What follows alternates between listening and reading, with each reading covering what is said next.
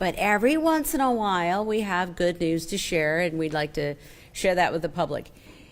So on May 31st, 2018, a woman was discovered partially buried in a shallow mulch bed on Glenwood Avenue.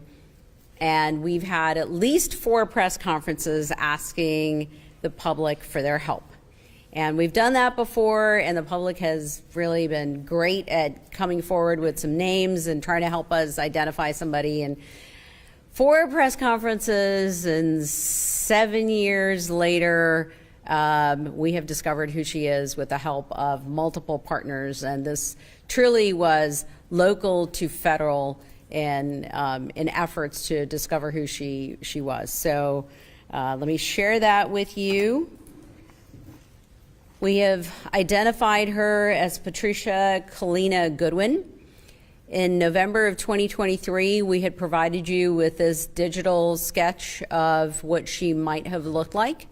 I want to point out something on the right is a BMV photo from 2014. And I want to point out her earrings on that BMV photo, because when you get a chance, come up and take a look at this poster that you've seen before, and you'll see that at the very top right, there are earrings that match those in the BMV photo. But that's not how we discovered who she was. It wasn't just a matching of earrings. There is also a timeline that I'm going to show you here of how we got where we did. So she was discovered, basically exactly 7 years ago, right? It was Memorial Day weekend, and here we are, just after Memorial Day. And the autopsy was completed June 1st. The first press conference was July 20th. DNA samples were submitted, and I'm going to have Jennifer Lester from BCI come up and talk in a few minutes about how BCI and the Attorney General's office helped us with something called Project Link also.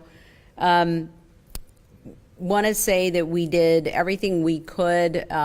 Local media really helped us trying to identify her. In the course of the past 7 years, we got a lot of leads from the public, and we followed up with as many as we could. I know on at least 2 separate occasions, I looked at medical imaging from local area hospitals on 2 different women that were suggested could be her, or families were missing her, and gave names, and we pulled up the medical imaging, and I was able to look at the bones and say, no, that's not a match.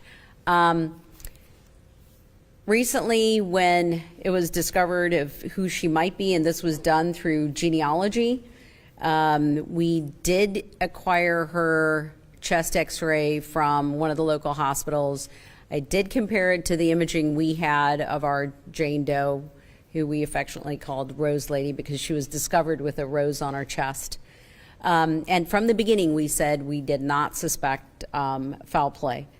So I looked at her chest x-ray and compared her bones on the chest x-ray to our x-rays, and because of the decomposition of the body, some of the bones were somewhat obscured, but the bones that I could see, I could at least say I can't eliminate this person.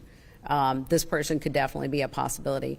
And then moving forward, when there was a suspicion of who she was, we found out in BCI's database, they found out that she had a son who was deceased.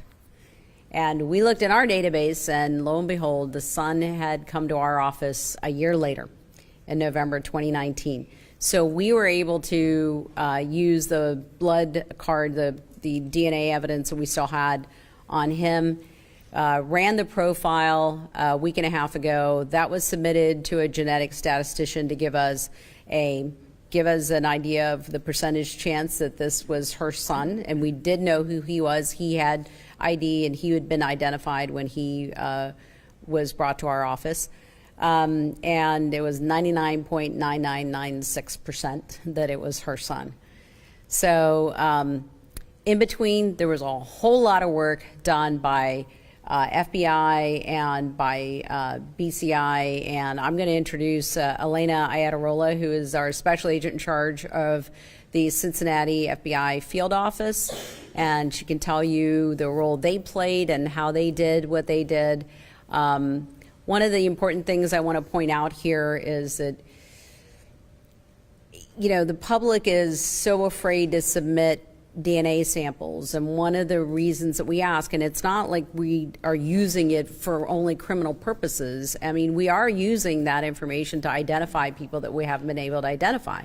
And in the last few years since I've been coroner, we've been able to solve a case from 1992 even, you know, getting information like that. So it's important. We want to say that again. We appreciate the public's cooperation.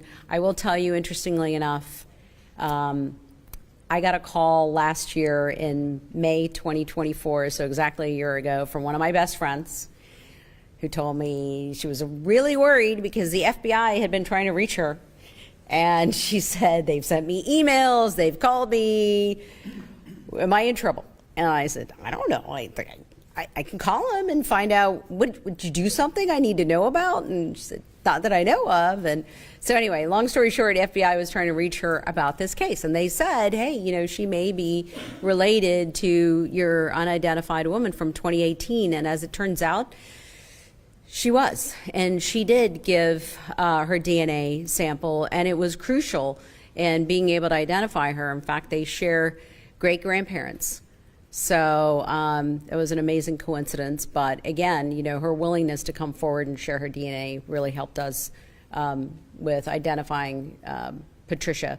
So I'm going to have Elena talk, and then we're going to give Jennifer Lester a chance to put her piece in for BCI.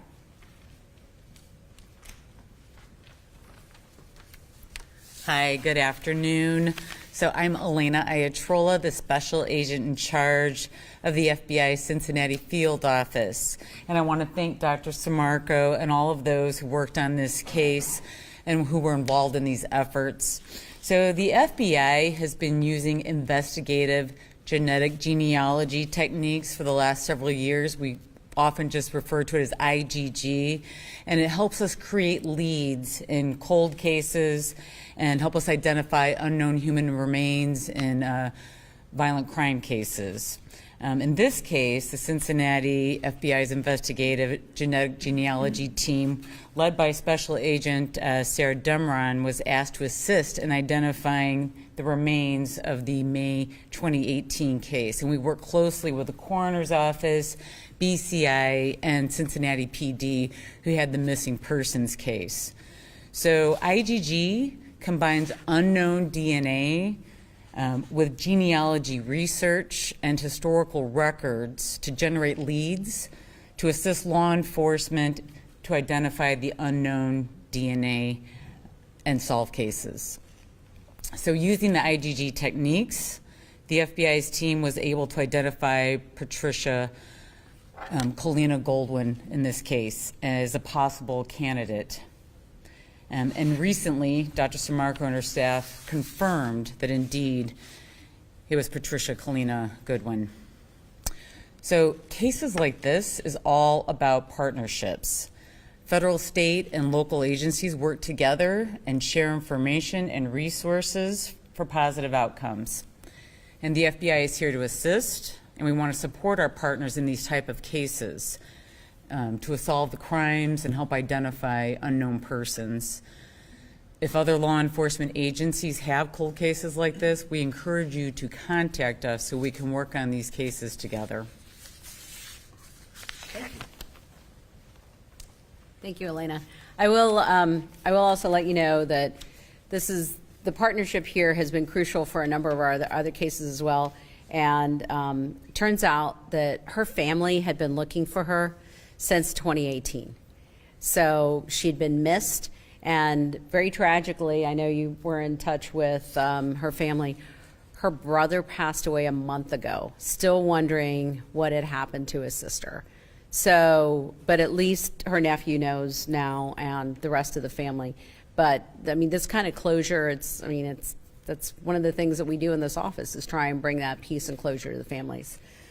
So thank you so much for helping us and for being there for us. And Cincinnati Police also has been following all of this from day one and helping in any way they can. I'm going to have Elena answer questions in a few minutes and open it up. But Jennifer Lester is here from the BCI and the Attorney General's office, so we're going to let her talk about how they helped in everything from the clay model that we had to, I think this was the one we actually had the CT scan of her head, and we had a 3D printed skull that we used for the 3D modeling for that sculpture that we did. I'm Jennifer Lester. I am a criminal intelligence analyst at BCI. I am assigned to missing persons and unidentified remains. So I have been assigned to this Jane Doe case since 2018. And like they talked about, watching all the different agencies working together on this case kind of pushes all together what Project Link is in Ohio. If you're not familiar what Project Link is, it stands for Linking Individuals Not Known. It's a program that we have here in Ohio. We collect DNA from unidentified remains, and we collect DNA from families of missing persons. We get both those cases worked, and we enter that DNA into CODIS, hoping for a match. Once that is done, once we have the CODIS entry, we then can work on additional steps, just like we did on this case, to try to move this case along, and we bring in other partners for these type of cases. So my request today is for any families out there in the state of Ohio that haven't seen their loved one, that don't know that resource is out there, they can call our toll-free number. It's 855-BCI Ohio. They can report their loved one to us. Even if they've already reported it to a local agency, we can assist on that. If they did report it and they feel like their case isn't getting worked, they can still call us. We're here to help. We're here to facilitate between us, the coroner's offices, and the local agencies to help move these cases along and help match with DNA. Okay, I think we can open it up to questions for any of us. What do we know about this woman? Where did she come from? What can you tell us about how she ended up where she was? Well, there are a lot of questions there you just fired at me, but I can tell you that we know that at some time she lived in Warren County. The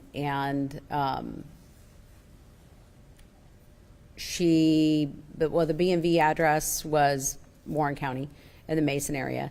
How did she end up where she was found? Yeah. Our understanding is that she was homeless, and her cause of death was a drug overdose, and as was the cause of death for her son. And when he was discovered, our investigator that went to the scene and spoke to the people, and he was discovered, by the way, just over a mile from where she was discovered, so very close, but spoke to the people in the area that knew him, and in fact his tent mate, from what I understand, somebody he shared the tent with, that he had been with his mother, but she had passed a year before. So that story kind of fit too. So what had happened in the interim since 2014's BMV photo to how she got there, that's a mystery to all of us. And the family lost track of her. Any idea where the rose came from? I mean, we can't know but I don't think there was any surveillance footage of that either. But just talking to the tent mate for her son, Jason, it's likely that they were together and that he tried to bury his mother the best that he could and left a rose on her chest. That's what we think might have happened, but it's all just guessing at this point. But it sort of fits with the information that we were getting from the people that knew them. Just for context, can you talk about how common these Jane Doe, John Doe cases are in Hamilton County, and how common is it to have a breakthrough like this years later? They're not as common as you think, actually. We only had a handful of cases, and we've been whittling those down pretty consistently. I think we only have, 3 left in our database. 2 or 3 left in the database. I know when I first started in the office, we had 7. I remember that number. So they're not very common. We have reached out over the last few months. I know we had a couple of cases earlier this year, and they were pretty quickly solved with reaching out to the public and getting information. So those were solved within weeks. Most of the time, they are solved within weeks or even a few months. And this one, the one that we thought would take a long time was when a torso was discovered, and even that one, with the help of social media and posts that were put out there, even that one was solved within a few months. So pretty rare. The 1992 case that we solved just a few years ago, I mean, that was probably the longest one we've had. We still have a case from 1970s that we can put out there that we have not been able to identify him, but it's not very common. Liz? She was fingerprinted. No, and in fact, when you read the timeline that we gave you, you'll see on there that she had been fingerprinted, but nothing came up. And that was using federal databases and everything, so. Once you made the discovery that this was pretty much a match to her son, it sounded like was that the moment you said, okay, we can identify her now, or was there something else you had to do yet? No, so we got confirmation that it was a DNA match to her son with that statistical analysis, and that was just on Friday. So, and then we were ready to go with that. That was the final pin that we needed. And her family had been looking, but had they made contact with you guys, or how did that get? How did you not hook up with them before this? So that was where the forensic genealogy came in to play. So when the FBI agents were looking into that family tree, they discovered members of her family, and they reached out to them. And that's how they found out that they had been looking and that this might be who she is. And then we worked backwards from there. But yeah, it was because they were able to match certain aspects of her genetic and their family tree and then reach out to them. And I think it was her nephew who said, yeah, we lost track of Aunt Patty. So. If they would have taken advantage of maybe one of these resources you guys have, yeah, this may have been solved. Right. If they had reached out to either the FBI or Project Link or the BCI or the Attorney General's office or even us. And again, there's a database out there, NamUs, for missing and unidentified persons, and that's also out there. And they can get on that, and they can put, if somebody's missing in your family, you can put in information, put in photographs, put in descriptions, last seen, where they were seen, where they normally, the places they normally frequent. Any of that kind of information gets put in there. And both of these agencies, as well as ours, we do search that database looking for information when we are trying to identify somebody. I'm no expert at all, but it seems like, or would have been maybe if we didn't have the son's DNA, that it'd be possible that she would still be unidentified at this point. Well, if we didn't have the son's DNA, we still had other members of her family that FBI had been in touch with. And if they came in and gave, like my friend who did come in and give her DNA, there's statistical analysis that can be done to evaluate if this nephew, second cousin, third cousin, whatever, and the more we got, we could sort of build the case around this is probably who she is. The investigative genetic genealogy is all about building out the family tree, and sometimes it's the process of elimination to help us identify either a suspect or an unidentified victim.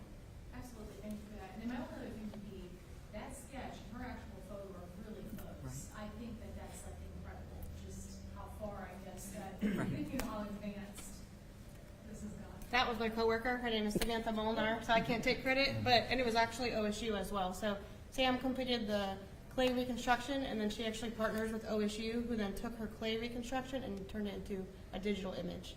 So that again was a bunch of different artistic ability and partners to create what they thought she looked like, and especially with the hair, we knew she had a pin in her hair, so that's why they put her hair up in a bun. So it's just a lot of artistic ability to take her skull and then create with it what Sam thinks she looks like. Yeah, these are the hair clips and some hair ties things. So we had some information, and especially the, if you compare the earrings to what she's wearing those earrings in her BMV photograph. How old was she? Did you get it? She was 71 when she passed away. Yeah, And could the nephew identify her from the sketch photo? it's a good question. Was the nephew able to identify her by the sketch? Don't know yet. And was that tag, what did you find out what that tag meant? Yeah. We don't know exactly. There is a part of the family tree that was the Schlansers, and we don't know if maybe some of the ink ran a little bit, and I'm not sure if that says Schrader, which is what we thought, or maybe some Schlanzer was written in there. We're not sure. Was this somebody else's t-shirt? Or at somebody else's, or maybe she got it at one of the halfway houses, or she picked it up at one of the Salvation Army stations. We're not sure where she got it. Yeah. Could you just speak to the feelings when you have a breakthrough after 6 years? 7.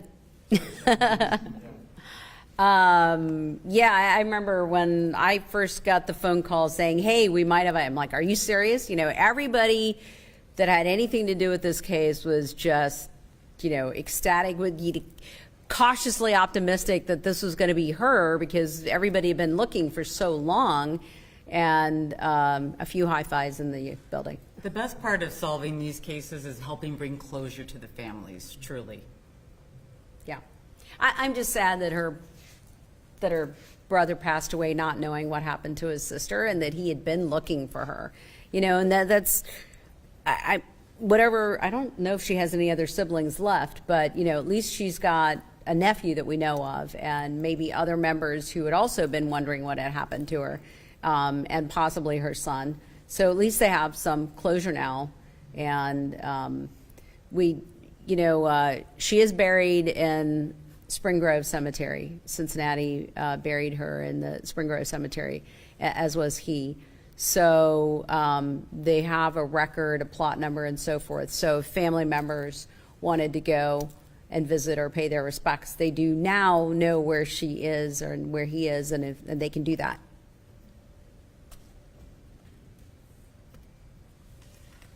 Any other questions? Thank you all very much for coming. Thank you. Our partners are around here for a few minutes, and if you want to ask them questions, feel free. Okay. Can you both please just say and spell your name and your title one more time at the mic before Come on you up. Elena Iatrola, common spelling. So Elena, and last is Iatarola, a lot of vowels. Special agent in charge of the Cincinnati FBI field office. Thank you. Jennifer Lester, JenniferLester, Criminal Intelligence Analyst at BCI. Great, thank you all. And everybody got a timeline sheet?